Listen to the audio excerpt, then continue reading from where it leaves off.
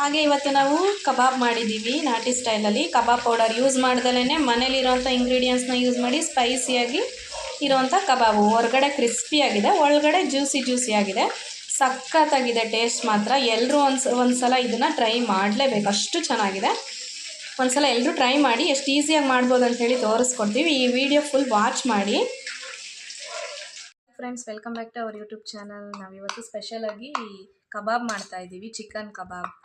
Chicken ಕಬಾಬ್ಗೆ first ನಾವು 2 ಸ್ಪೂನಷ್ಟು ಕಾರ್ನ್ಫ್ಲೋರ್ ಹಾಕ್ಕೊತಾ ಇದ್ದೀವಿ. 1 kg ಚಿಕನ್ ತೊಗೊಂಡಿದ್ದೀವಿ. 1 kg ಚಿಕನ್ಗೆ 2 ಸ್ಪೂನಷ್ಟು ಕಾರ್ನ್ಫ್ಲೋರ್ ಹಾಕ್ಕೊತಾ ಇದ್ದೀವಿ. ಹಾಗೆ ನೆಕ್ಸ್ಟ್ 1 ಸ್ಪೂನಷ್ಟು ಜೀರಿಗೆ ಹಾಕ್ಕೊತಾ ಇದ್ದೀವಿ. ಜೀರಿಗೆ ಆಲ್ಮೋಸ್ಟ್ ಯಾರೂ ಹಾಕೊಳ್ಳಲ್ಲ, ಬಟ್ ಹಾಕ್ಕೊಂಡು ನೋಡಿ, ಸಖತ್ ಟೇಸ್ಟ್ ಇರುತ್ತೆ. ಸ್ವಲ್ಪ ಹಾಕ್ಕೊಳ್ಳಿ ಜೀರಿಗೆ. ಹಾಗೆ ನೆಕ್ಸ್ಟು ಒಂದು ಸ್ಪೂನ್ಗಿಂತ ಕಡಿಮೆ ಆಗೋಷ್ಟು ಕಸ್ತೂರಿ ಮೇಥಿ ತೊಗೊಂಡಿದ್ದೀವಿ. ನೆಕ್ಸ್ಟ್ ಕರಿಬೇವು ಸಖತ್ ಫ್ಲೇವರ್ ಕೊಡುತ್ತೆ. ಕರಿಬೇವು ಹಾಕ್ಕೊಳ್ಳಿ, ಸಖತ್ ಟೇಸ್ಟ್ ಆಗಿರುತ್ತೆ ಕರಿಬೇವು ಎಷ್ಟು ತೊಗೊಂಡಿರ್ತೀರ ಕ್ವಾಂಟಿಟಿ ನೋಡಿ ಹಾಕ್ಕೊಳ್ಳಿ. ಹಾಗೆ 2 ಸ್ಪೂನಷ್ಟು ಮೊಸರು ಹಾಕ್ಕೊತಾ ಇದ್ದೀನಿ. ಗಟ್ಟಿ ಮೊಸರು ಹಾಕೋಬೇಕು. 2 ಸ್ಪೂನಷ್ಟು ಮೊಸರು. ಹಾಗೆ ನೆಕ್ಸ್ಟು 2 ಮೊಟ್ಟೆ. 1 kgಗೆ 2 ಮೊಟ್ಟೆ ಹಾಕೋಬೇಕು. 2 ಮೊಟ್ಟೆ ಹಾಕ್ಕೊಂಡಿದ್ದೀವಿ.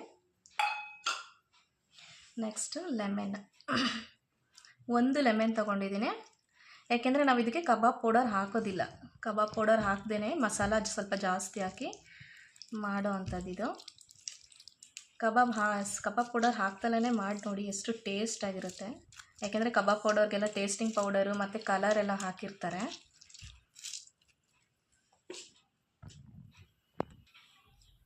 ಓಕೆ, ನೆಕ್ಸ್ಟ್ ನಾವು ಶುಂಠಿ ಬೆಳ್ಳುಳ್ಳಿ ಪೇಸ್ಟ್ ಹಾಕ್ಕೊತಾ ಇದ್ದೀವಿ. ಶುಂಠಿ ಬೆಳ್ಳುಳ್ಳಿ ಪೇಸ್ಟು ನಾವು ಮನೇಲೇ ಮಾಡ್ಕೊಬೇಕು. ಮನೇಲೇ ಮಾಡಿಕೊಂಡು 2 ಸ್ಪೂನ್ ಆಗೋಷ್ಟು ಶುಂಠಿ ಬೆಳ್ಳುಳ್ಳಿ ಪೇಸ್ಟ್ ಹಾಕ್ಕೊತಾ ಇದ್ದೀನಿ. ಸ್ವಲ್ಪ ಜಾಸ್ತಿನೇ ಹಾಕ್ಕೋಬೇಕಿದೆ, ಯಾಕೆಂದರೆ ಮನೇಲೇ ಮಾಡಿರ್ತೀವಲ್ಲ, ಚೆನ್ನಾಗಿರುತ್ತೆ ಫ್ರೆಶ್ ಆಗಿ. ಆ ಬೆಳ್ಳುಳ್ಳಿಯಲ್ಲಿ ಸಿಪ್ಪೆ ಇರುತ್ತಲ್ಲ, ಅದೇ ತುಂಬ ಫ್ಲೇವರ್ ಕೊಡೋದು ಇದಕ್ಕೆ.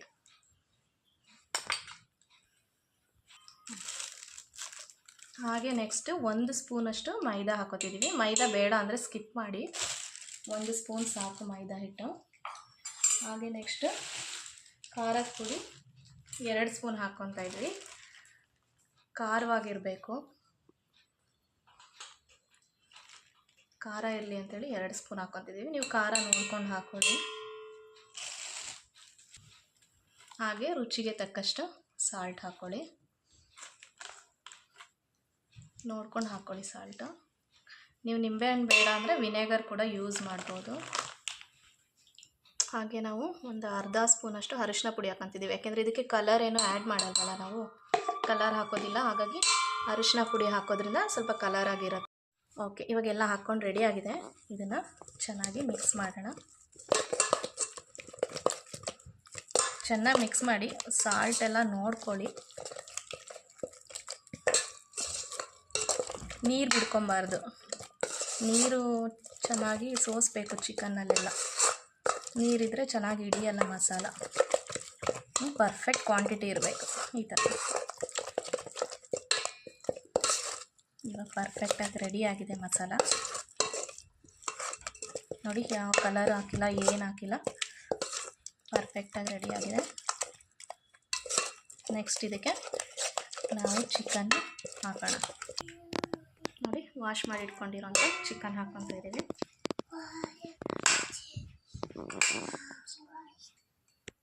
ನೋಡಿ, 1 kg ಅಷ್ಟು ಚಿಕನ್ ತೊಗೊಂಡಿದ್ದೀವಿ.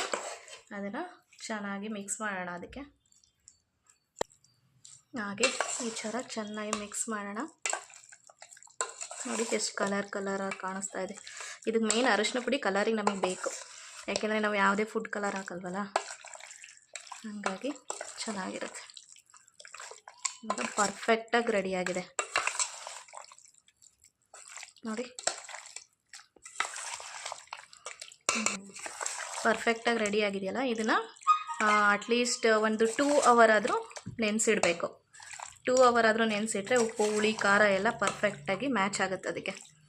ಇವಾಗ ಒಂದು 2 hour ನೆನೆಲಿಕ್ಕೆ ಬಿಡೋಣ. ಇದನ್ನು ಫ್ರಿಜ್ಜಲ್ಲಾದರೂ ಇಡ್ಬೋದು ಅಥವಾ ಹಾಗೇನಾದರೂ ಬಿಡ್ಬೋದು. ಫ್ರಿಜ್ಜಲ್ಲಿಟ್ಟರೆ ಸ್ವಲ್ಪ ಗಟ್ಟಿಯಾಗಿ ಮಸಾಲೆ ಎಲ್ಲ ಹಿಡ್ಕೊಳ್ಳುತ್ತೆ. ಹಾಗೇನೂ ಕೂಡ ಇಡ್ಬೋದು, ಏನು ತೊಂದರೆ ಇಲ್ಲ. 2 ಅವರ್ ಇದನ್ನು ನೆನಲಿಕ್ಕೆ ಬಿಡೋಣ. 2 ಅವರ್ ಆಗಿದೆ. ಎಷ್ಟು ಚೆನ್ನಾಗಿ ಮಸಾಲೆ ಎಲ್ಲ ಹಿಡ್ಕೊಂಡಿದೆ, ಸಖತ್ತಾಗಿ ಮಸಾಲ ಹಿಡ್ಕೊಂಡಿದೆ. ಮತ್ತು ನೀರು ಬಿಡ್ಕೊಬಾರ್ದು ನೋಡಿ. ಚಿಕನ್ ಈ ಥರ ಡ್ರೈ ಆಗಿ ಮಸಾಲೆ ಎಲ್ಲ ನೀಟಾಗಿ ಹಿಡ್ಕೊಂಡಿದ್ರೆ ಕಬಾಬು ಟೇಸ್ಟು ಸಖತ್ತಾಗಿರುತ್ತೆ. ಇವಾಗ 2 ಅವರ್ ಆಗಿದೆ.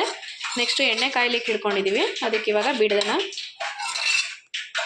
ಹಾಗೆ ನೋಡಿ ಎಣ್ಣೆ ಕಾದಿದೆ ಇವಾಗ. ಓಕೆ, ಎಣ್ಣೆ ಕಾದಿದೆ. ಏನು ಮಾಡ್ತೀವಿ ಫಸ್ಟ್ ನಾವು ಅಂತ ಹೇಳಿದ್ರೆ, ಒಂದು ಚಿಕನ್ ಪೀಸ್ನ ಇದರೊಳಗಡೆ ಬಿಟ್ಟು ನೋಡ್ತೀವಿ. ಯಾಕೆಂದರೆ ಅದು ಟೇಸ್ಟ್ ಹೇಗಿದೆ ಅಂತ ಚೆಕ್ ಮಾಡಲಿಕ್ಕೆ ಒಂದು ಪೀಸ್ನ ಫಸ್ಟ್ ಬಿಡ್ತೀವಿ.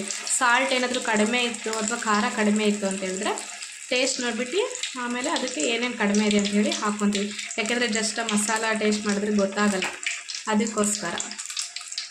ಆಮೇಲೆ ಎಲ್ಲ ಪರ್ಫೆಕ್ಟಾಗಿದೆ ಅಂತ ಹೇಳಿದ್ಮೇಲೆ ಜಾಸ್ತಿ ಬಿಡೋಣ. ಫಸ್ಟು ಟೇಸ್ಟ್ ನೋಡೋಣ ಹೇಗೆ ಬಂದಿದೆ ಇದು ಅಂತ ಹೇಳಿ. ಓಕೆ, ಟೇಸ್ಟ್ ನೋಡಿದ್ವಿ. ಉಪ್ಪು ಹುಳಿ ಖಾರ ಎಲ್ಲ ಪರ್ಫೆಕ್ಟಾಗಿದೆ. ಹಾಗಾಗಿ ನೆಕ್ಸ್ಟ್ ಎಲ್ಲ ಹಾಕ್ಕೊಳ್ಳೋಣ.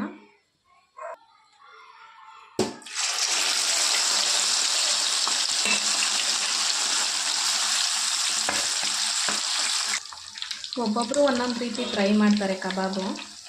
ಬಟ್ ಈ ಥರ ಒಂದ್ಸಲ ಟ್ರೈ ಮಾಡಿ, ಕಬಾಬ್ ಪೌಡರ್ ಹಾಕ್ದೇನೆ ಎಷ್ಟು ಚೆನ್ನಾಗಿ ಬರುತ್ತೆ ಅಂತ ಗೊತ್ತಾಗುತ್ತೆ ನಿಮಗೆ. ನೋಡಿ ಇವಾಗ ಪರ್ಫೆಕ್ಟಾಗಿ ರೆಡಿಯಾಗಿದೆ ಕಬಾಬು. ಕಲರ್ ಹಾಕಿಲ್ಲ ಅಂದ್ರೂ ನೋಡಿ ಕಲರ್ಫುಲ್ಲಾಗೇ ಇದೆ ಕಬಾಬು. ಕಲರು, ಟೇಸ್ಟಿಂಗ್ ಪೌಡರು, ಹೊರಗಡೆದು ಏನೂ ಇಂಗ್ರೀಡಿಯೆಂಟ್ಸ್ ಹಾಕಿಲ್ಲ, ಎಲ್ಲ ಮನೆದೇ ಹಾಕಿರೋದು. ಎಲ್ಲ ಹೆಲ್ತಿಗೆ ಒಳ್ಳೆಯದಾಗೋವಂಥದ್ದೇ ಹಾಕಿರೋದು. ನೋಡಿ ಎಷ್ಟು ಚೆನ್ನಾಗಿ ಬಂದಿದೆ. ಓಕೆ, ಇವಾಗ ರೆಡಿಯಾಗಿದೆ, ಪರ್ಫೆಕ್ಟಾಗಿ ಬೆಂದಿದೆ. ಇವಾಗ ಸರ್ವ್ ಮಾಡ್ಕೊಳ್ಳೋಣ.